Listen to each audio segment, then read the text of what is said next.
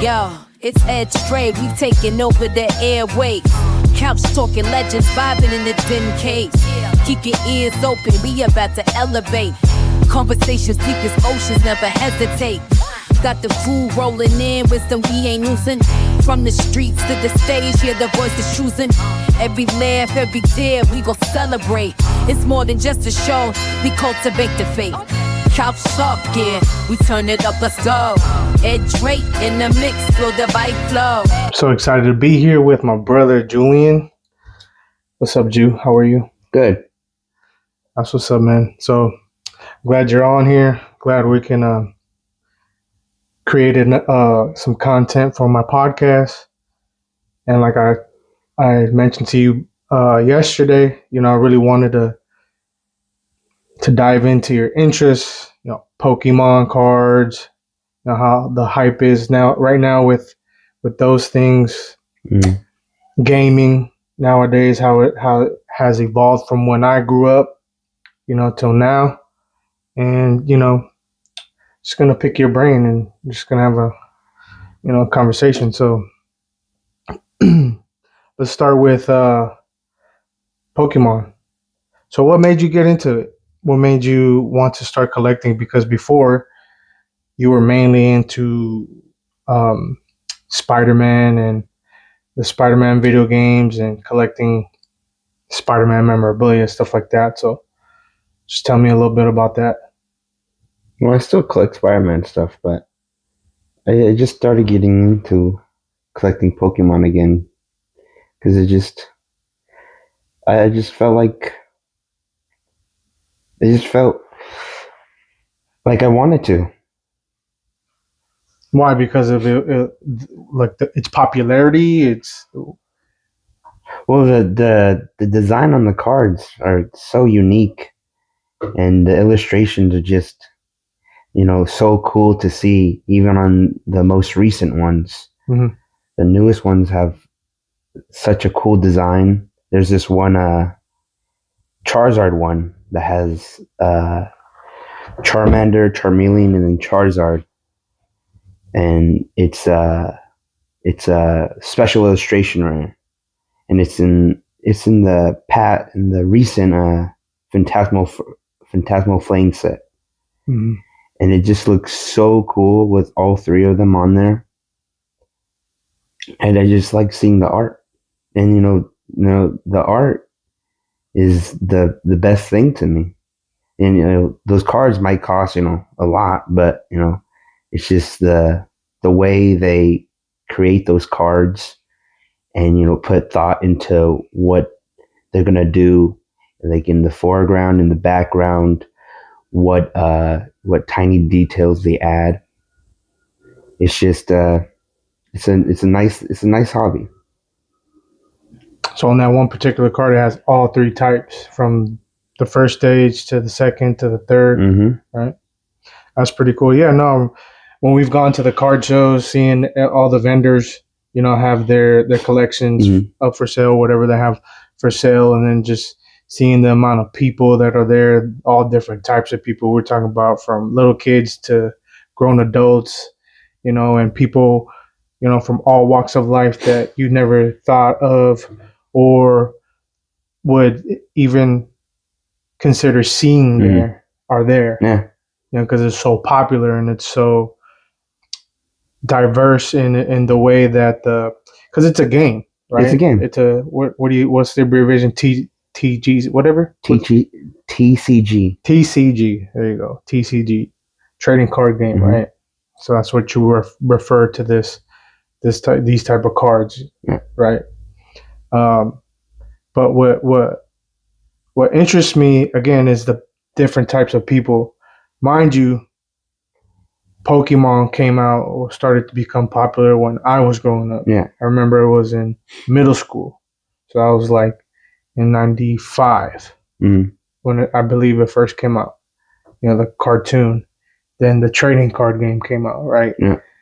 And I'm sure it had its popularity back then, but now it's just it's out of this world. How it is. It's grown.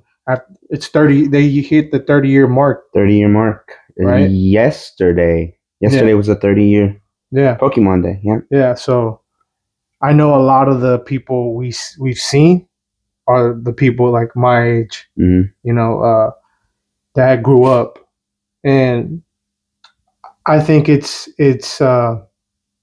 not strange to see that because obviously these guys or girls or Yeah. women, men grew up watching this show, collecting the cards.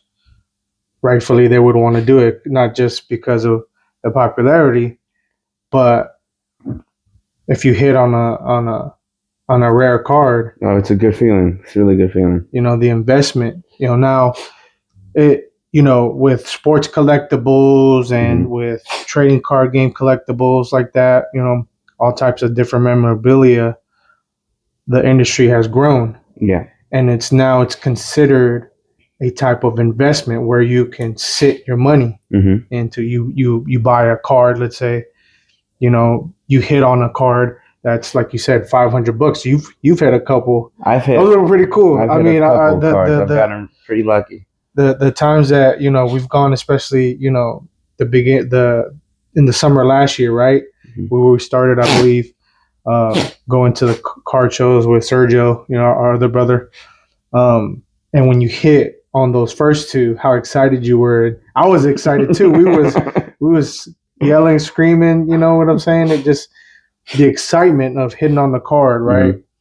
And then there's other people that just straight up go and buy it at face value, right? Yeah. Whatever the card, to complete their set or complete a certain collection that they're trying to put together, right?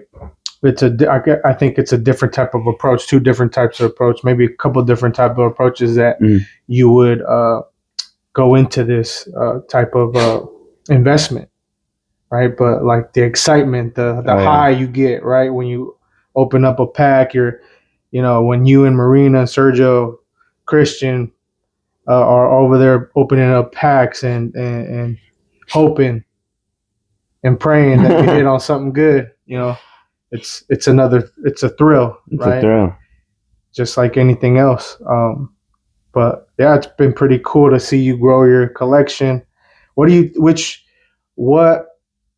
What card? Okay, tell me what card you want to have that you don't have, and what card is like your favorite card out of all your collection right now. My favorite card is for my collection right now is the Zekrom, the SIR Zekrom I pulled, and I got it graded, and it was graded a 10, which was unexpected because there's a little cave in. And I thought it was going to get a 9, but to my surprise, it came out a 10. And it's a really cool card. It's just Zekrom flying in the sky. There's just clouds, like almost like a dark blue sky, and the thunder's coming down. It's a really cool card. That's my favorite card. And the card I really want to get is the one we just talked about with all three evolutions of Charizard. Yeah. Charmander, Charmeleon, and Charizard. That's from the Phantasmal Flames. Do you know how much that's going for right now? I think probably it's going up. Phantasmal Flames is going back up. I think it's like around $400 to $500 right now. For a piece of paper. For a piece of cardboard paper, yeah. For a piece of paper. That's crazy. I mean, we're just talking about Pokemon cards, and that you gotten into Magic the Gathering, the Spider-Man edition, right? And the card you was telling me that was going for $30K. That's crazy. That's crazy, yeah. I mean, you got sports cards that are going for millions of dollars, yeah, right? That are pretty rare. But it's just crazy for me to fathom. Like, we talking about a piece of thin cardboard that people go crazy for. Why do you think that is? Well, it's just the market for it. If you think something is of value, and you share that, other people think it's of value as well, and they might want it. They might want to chase for it. They might buy it for themselves. It's just the amount of I don't know. It's hard to explain. It's man, I'm just having brain fog right now. It's hard to get. So when the rarity, exactly. Thank you. It's hard to get, which puts more value into searching for it. Some people might want to find it for themselves. Some people don't have the time and think it's better off just to buy it from someone who's already opened and found it and who's selling it. It's just the market for it. The chase, the high, right? What do you call it? Chase card? The chase card. Well, there's a particular rare card that's in different. What do you call the different sets? Like the different sets that come out, the editions that come out, right? The series. And there's a certain chase card that everybody's looking for, right? Yeah. And that's what you're talking about, the rarest card in the set and then the series. That you only get, let's say they only make a certain amount, let's say out of 100, like they only make 100 of them. Yeah. Right. And that's everybody out of however many people in the world or whatever. That's how rare they are. Right. But yeah, I mean, now we got Marina, our niece, she's growing up collecting. We're talking about our other niece, what she's going to get into collecting and make it a hobby of hers or whatever. It's just crazy to see that. Crazy to see how how fast things grow from when they start to now. Obviously, it's 30 years since it first started, but now that that we're here, it's just amazing to see the amount of people. You talking about, you would consider these type of hobbies to be for geeky nerds or whatever, right? And now it's just like, now because it's so popular, it's more acceptable. It's not so like niche or it's everybody becomes a fan. Everyone becomes a fan. Maybe not everybody, but a large group of people. If you have kids, like we've met people that have kids, and you see them walking down the street, and you wouldn't think, hey, they probably collect Pokemon. Yeah. Talking about, I've seen bodybuilders. You know what I'm saying? These guys that are yoked up in there with their fucking with their card cases and walking around looking for. Talk about also how you are collecting a certain set. You want to complete what's called a master set. Master set. Yeah. Destined Rivals is what I'm trying to collect. It's hard because Destined Rivals is very popular. It's I think, what was it? Third or second to last set of the Scarlet and Violet era, I think. And the prices for that set just keep going up. Yeah. And it's hard to find. It's hard to find cards. I pulled a couple good ones. Not the ones I want, like the Mewtwo from that set, the SIR Mewtwo, where he's in the capsule of that, and Giovanni's just right next to him smirking. It's a nice illustration card. And that one's, I've been trying to chase that forever now. We've met someone who got it when we went to go to GameStop to get some Pokemon. Man, those are fun. Tiring but fun. Going early. Oh yeah, it's just like how I used to get up early and for the Jordan release and wait in line. You know, from I remember one time I went up there like around 12 o'clock. You know, in the morning and waited until they opened up at 6 just to be one of the first ones to. Mm-hmm. But now it's crazy how it is now with all that. But you know, different kind of collectible, but you know, same kind of thing where people are going crazy trying to be the first ones in line to get the lucky, you know, lucky card. But what's crazy too is the app that you use to. Collector. Yeah, to let's say to inventory your collection. And the cool part about it that I see is how, you know, it shows you just like you would when you were buying stocks. Let's say like I have stash, and it shows me, you know, the amount of investment, the amount of money I have in different stocks, and just the total worth or value of the account. You know, same thing with this app. What's the app that you use? Collector. So you log in all the stuff that you have, and it shows you what the value of your whole collection is. I think that's pretty cool. You know, back in the day, like you probably just go to somebody to, you know, card shop, and they tell you how much it's worth or you know, how much they'd be willing to buy it. You know, now it's like, you know, it shows you the market value of the card itself, or even like talk about how people are now like just collecting the sealed boxes. Oh yeah, I'm doing that too.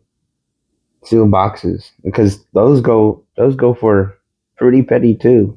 I just bought 2 boxes of Ascended Heroes EBTs from Pokemon Center. The Pokemon Center goes for like way more than the original one. The ones that, you know, you sell in the stores, because regular releases from regular releases. I bought 2, and they were each were around 60. So my total came up to around like 130.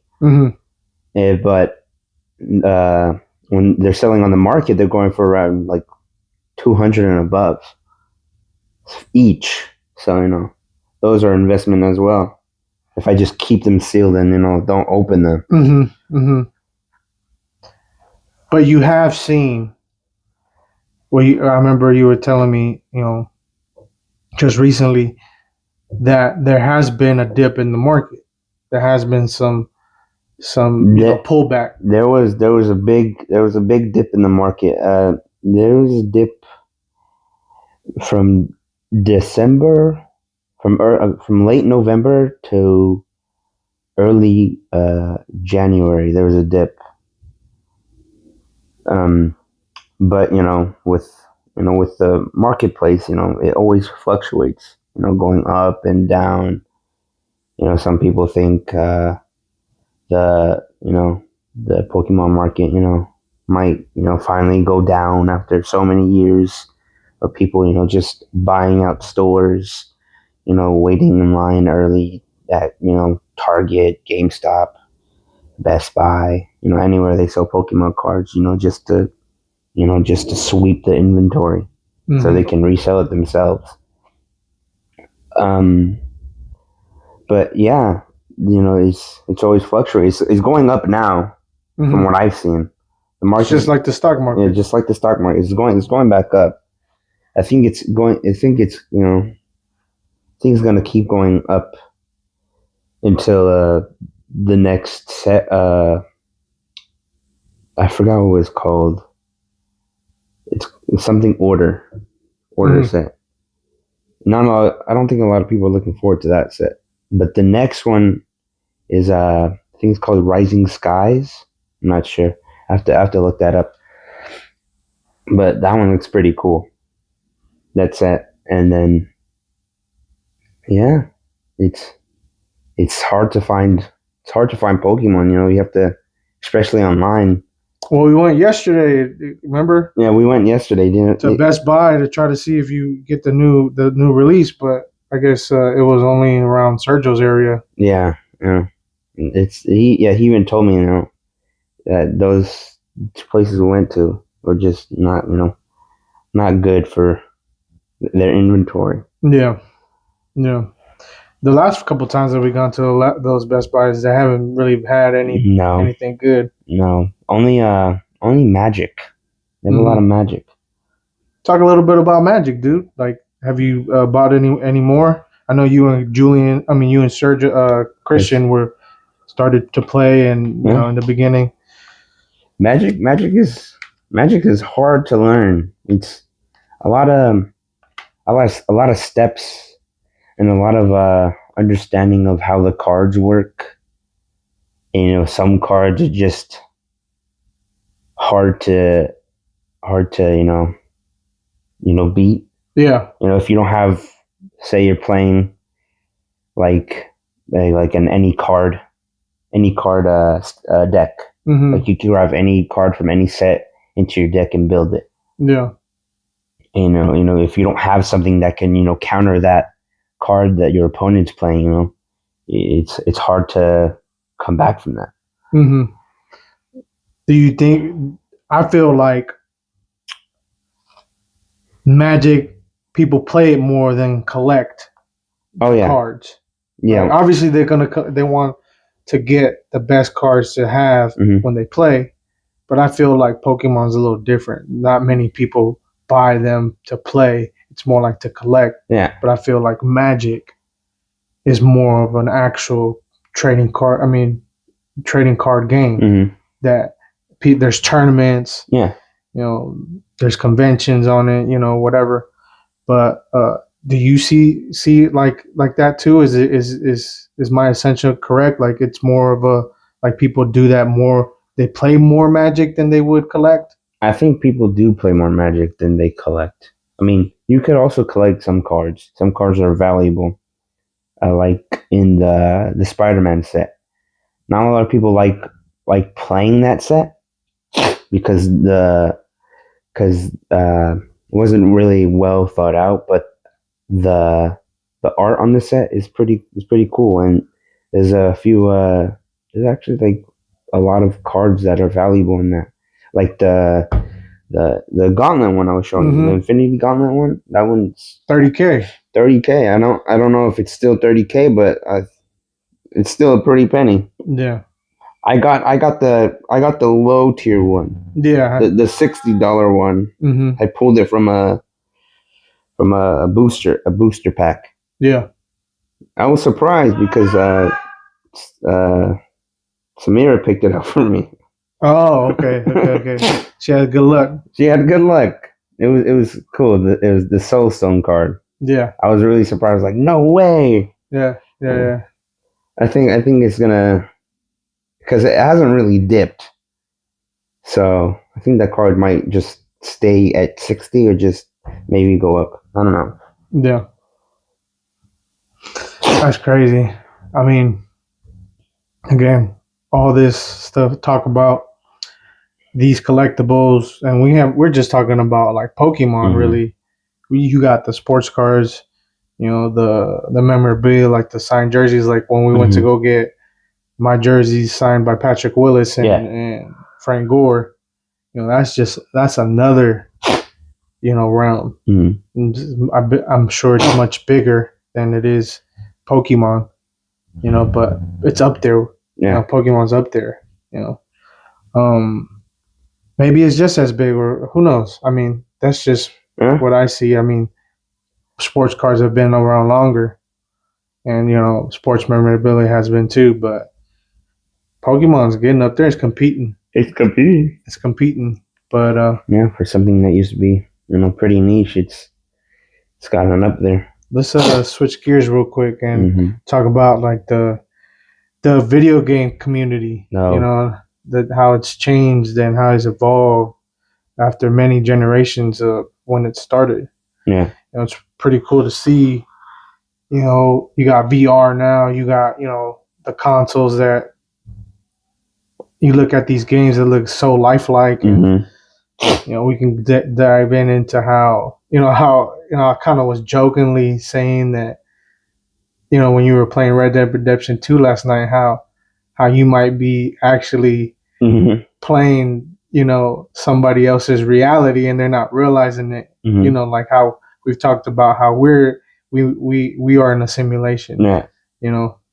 We're avatars in these bodies, and whoever's seeing us from above or wherever they're playing us at, are we really, in a simulation? But that's like going into the rabbit hole of all this, right? But just talk about how what kind of games you like. What do you like? I see you always playing Fortnite. Yeah. But you like when I was growing up, we had one game. We would buy one game and play it until we were bored of it or until the next game. Now it's like so easy to get games now. Everybody's playing multiple games at one time.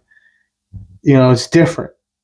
And the amount of people that play video games now, it's crazy. And then now it's like there's women that play video games now, like Call of Duty and Fortnite. What's your perspective, and what makes you excited? What gets you going? Because I've stopped playing video games a long time ago. Like, I don't remember the last time I really played like consistently. Yeah, it keeps growing. Just the amount of detail and the amount of work the devs put into games, it just keeps increasing.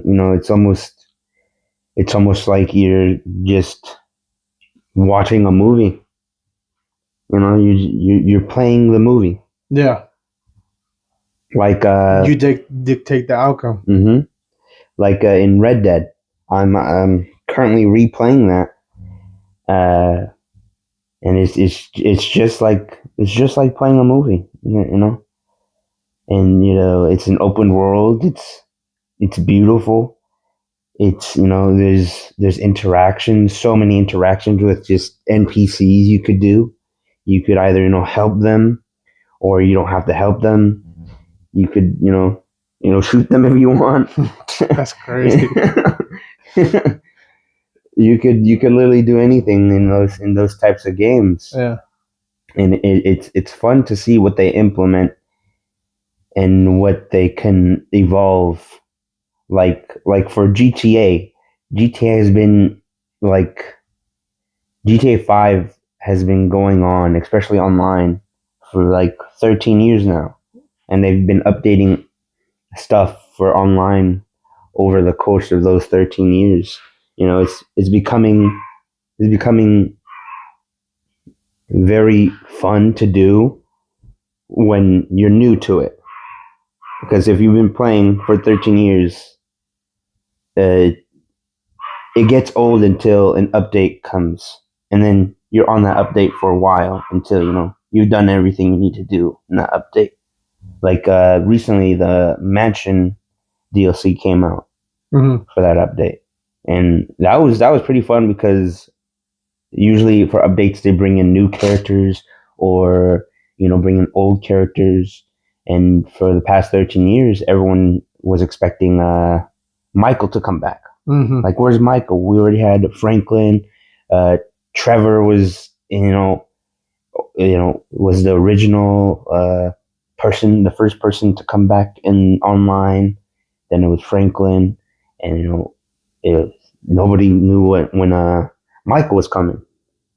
They either thought he was dead, or because in the last mission for online, you could either, there's three options. You could either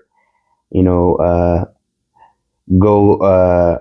I forgot what the character's name was, but you could either go get the big bad with all three of them, or you could either go kill Trevor, with Franklin kill Trevor, or Franklin kill Michael.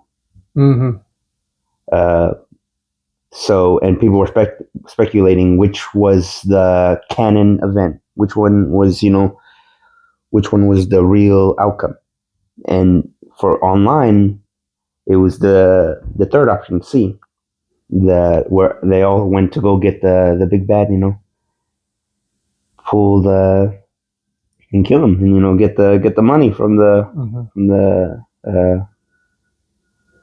yeah. I forgot how the ending goes, but I'm not sure. But anyways, so all three of them are alive in the online.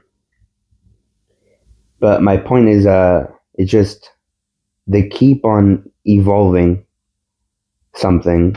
They keep on evolving online, so they can bring people back, and they they want you, to play it, and since it's the new DLC, they want you to either grind for the money, or just use shark cards, buy shark cards, and just pay for the mansion. The mansion was like I think probably almost 2 million in game. 2 million in game. I was grinding for the money, so I got it. I got the mansion, and it was pretty cool to see Michael back in that DLC. But that's not the last DLC that's going to come to the game. But what I'm excited for is how they're going to implement that, the evolution and updates in GTA 6. Because GTA 6 is, the most anticipated game, I would say in history. Yeah, it sounds like it. I mean, a lot of people have been excited, talking about it, excited when they first mentioned it, and how it's becoming one of the highest anticipated and most costly game. Oh yeah, it. They say it cost them around $2 billion to make. That's nuts. Which is insane for a game, but that's just goes to show how invested and how well they think this game might be, because it's been in development for a couple years now, and they've delayed it so many times. Some people don't even think it's coming out because of how many times they delayed it. Some people are betting money it's never coming out. And it's fun to see people talk about it, and people speculate, how much the game is going to cost. Some people speculate it's going to cost like 70, like how games cost already right now.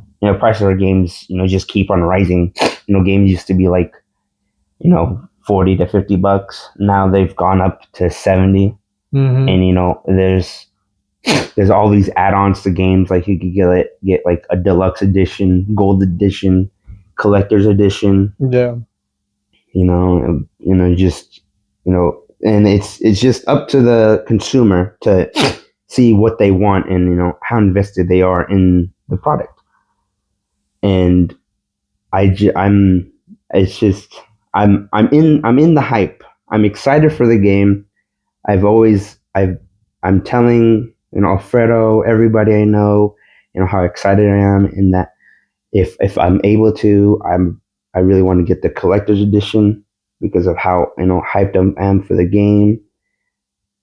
It's just it's so I don't know how to explain it. It's frustrating, but it's a good feeling that it will be out soon. And they said the marketing will start in the summer, and that pre-orders might start soon. So, and the game is said to come out in November. This November. This November. Hopefully it does. I don't want them to delay the game another year, because it was supposed to come out 2014. They announced it in 2013. Said it was going to come out 2014. Delayed it to 2025. Sorry. Let me rephrase that. They announced it 2023. There we go. Announced it 2023. Said it was coming 2024. Delayed it to 2025. Delayed it to 2026. But now they're saying they think we're on, a good path. Marketing might start soon. And yeah. Well, it's crazy how this series, like GTA itself, and just what Rockstar has done, with their games, but you know, their main series, their most successful series has been Grand Theft Auto, Mm-hmm. right? But just the fact that this last one, number 5, right, has been one of the longest running games that Oh people yeah, played. You yeah. saying 13 years 13 years since it came out, since its release. and people are still playing it to this People are day. still playing it. Some people don't even want to leave it. They say they are content with online and how it's been developed and Uh-huh. what might come. And I think some people say, or the developers say that they won't really stop online for GTA 5 once Mhm. GTA 6 comes out. So if you want to continue playing GTA Online for 5, you can. But there's GTA 6. I think realistically, like there are going to be some stragglers, but it's not going to last long. No, it's not gonna last long. It's the hype. The hype will be too Too much to ignore. too much to ignore. You'll be like, oh man, You'll be itching after a while. I know. Maybe they'll do it for a year, is in my opinion. But after a year, after they'll have their remarketing to kind of like sell it at a discount. Get Mhm. more people to purchase it and get on board, and that way they can turn those servers into GTA 6 servers. Which is my opinion. I don't know much, but what's crazy to me is the fact that like what Fortnite did to the whole video gaming community. The game is free. The game is free, but the amount of money they make is immense. That's crazy to me. That it's genius the way they came up with that business model. Give the game for free. People can play it, right? You don't need all the cosmetics. You can play how as is, right? But it's like people see a character they want to be, they want to become, they want they envision themselves, right? They want to fantasize being like John Wick, or Terminator, or Wolverine, or Spider-Man, or their favorite Ninja Turtle, right? Yeah, Jason. They can't help but let me get this one. That straight genius. And obviously they have changed. They have added some things like vehicles since they first started, right? Because the game had been out for a while before it really got popular. They evolved and they kept adding things, right? Like the building stuff, like nobody's seen that type of game where you get to build, like your fort to protect yourself and hide in whatever. And then it grew from that, and then it grew from like having skins and then vehicles and then different kind of game modes, right? Yeah. And Call of Duty took their one of their game modes and made their own version of that game mode, right?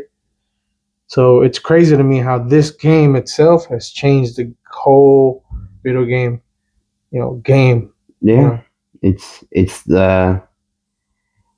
is the truest multiverse game you could possibly think of. Like Ready Player One. Exactly. That's exactly it. Well, unless you count VR, because like VR chat, you could be anybody you want. Yeah. But like that's soon to come, though. Ready Player One is soon to come to play as somebody like that, like a Ninja Turtle, whatever character you want. It's already here. I mean, it's just Well, like kind of like how we saw it in that movie. Oh yeah. Yeah. Yeah. I would say it's just it's evolving. It's pretty close to there already.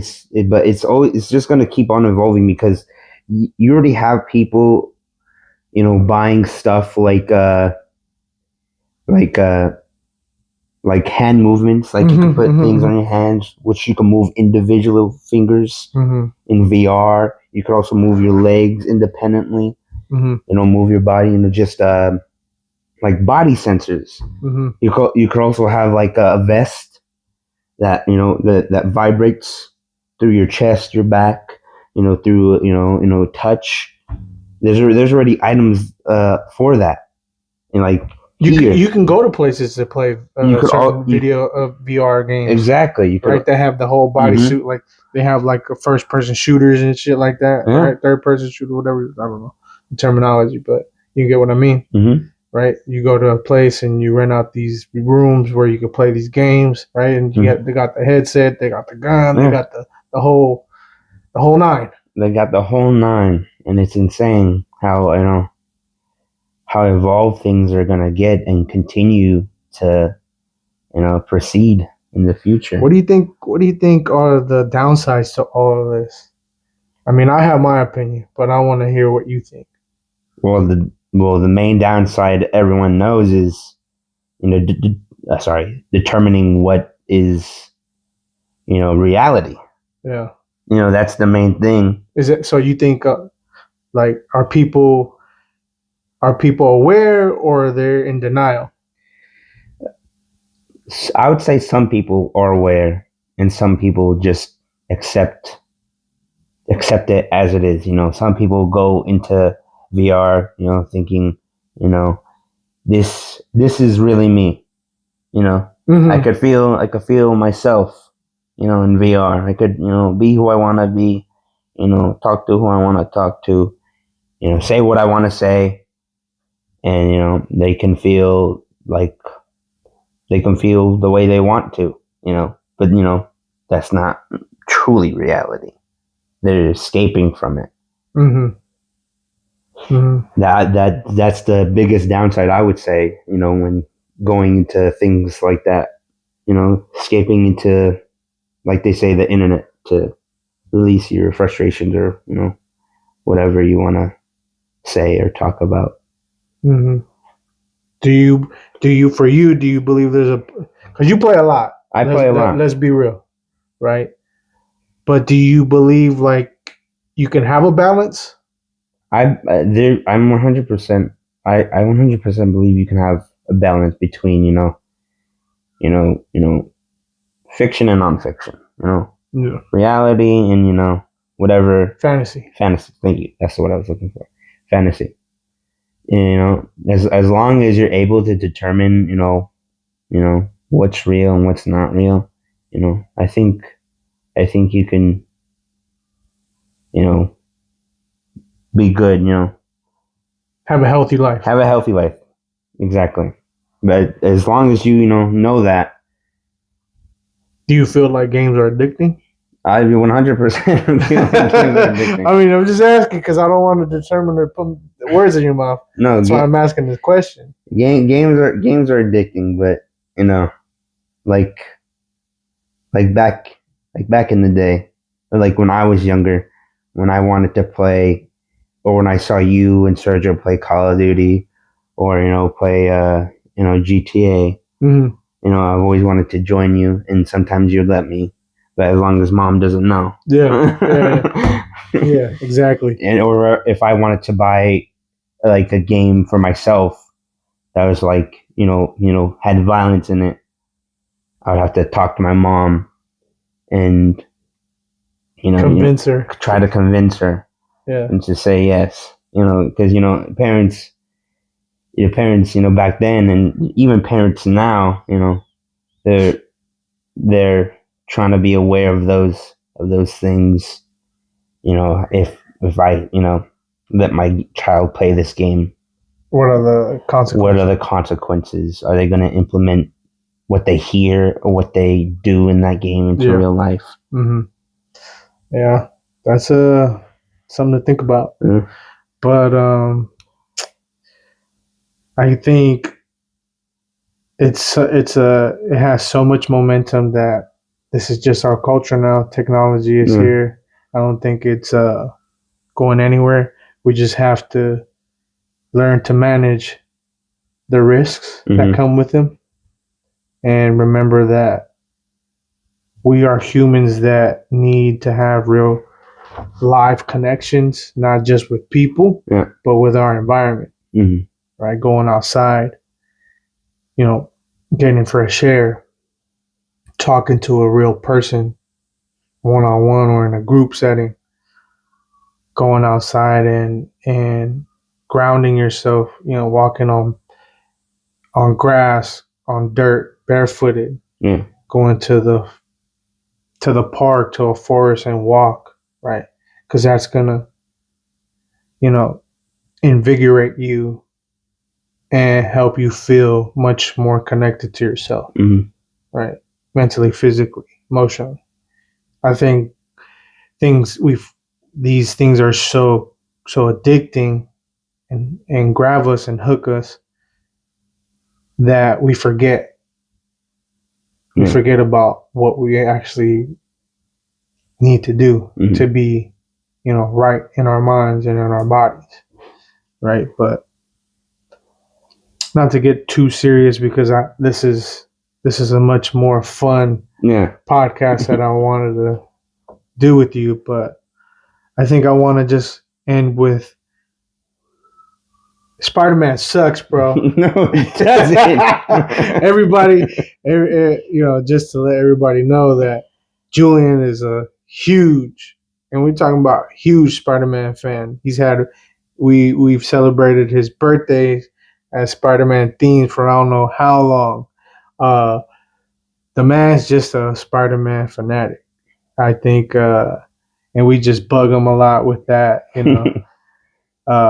I myself love Spider-Man too, but I'm not such a big fan. Yeah. I like Venom more as his counterpart. But me and him have a thing going where he's Spider-Man and I'm Venom, and I bug him about it. He bugs me about it. But yeah, man, talk about what tell him what Spider-Man likes to eat. What's his favorite? All these things that about Spider-Man. Spider-Man trivia, Spider-Man knowledge, Spider-Man everything. What draws you to Spider-Man? It's just the character and his morals, the life he goes by. He struggles like everyone else. Even with his powers, he's human. He's human, and he knows that, and he believes he's no different, but he believes with his powers he can help and make a difference. That's why they call him, your friendly neighborhood Spider-Man. Yeah. He's always out there, helping others. Even if there's no crime around, he would help an old lady cross the street. Yeah. Help if he sees a kid gets bullied, step in and tell the bully, this isn't right. Yeah. We should all be friends. We should all get along. Even the minor things. And he never gives up. He always gets back up. Every single time. Yeah. He has faith and trust in people. Even with the worst enemies, he sees the good in them, and he sees that they have a chance to change. Some do. He struggles with that too, though. Even though he wants to just get rid of them, he knows it's not right. And in the last one, No Way Home, near the ending, since Green Goblin killed Aunt May, Tom Holland's Peter wanted to get revenge, and he said no, I think I'm going to kill you. and he tries to, but the other two Peters stop because they know this isn't right, and they know that Peter, Tom Holland Peter, can't do this. And if you do, nothing's ever going to be right. They know this because they've experienced this. They've experienced loss, and they don't want that that trauma. Him knowing that Tom Holland's Peter has killed someone to affect him. Mm-hmm. And he's just a well-written character by Stan Lee, and he's something you could look up to because you don't know who's under the mask. Yeah. You never know who's under the mask. It could be anybody of any race, and it's inspiring.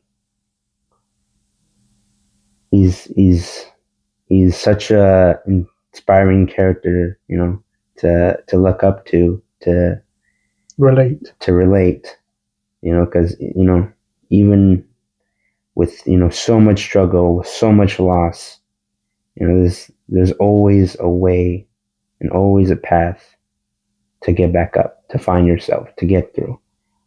You don't have to, and you don't have to do this alone.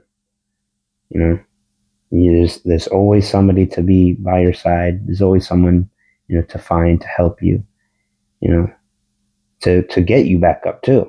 Yeah. And that's just who Peter is. Do you think is this the reason why people are so drawn to comics and superheroes, because they depict their human side, and that we can all somehow, some way find the hero in ourselves? Mm-hmm. Yeah, exactly. Another character that comes to mind, not from Marvel but from DC, is Batman. I would say he has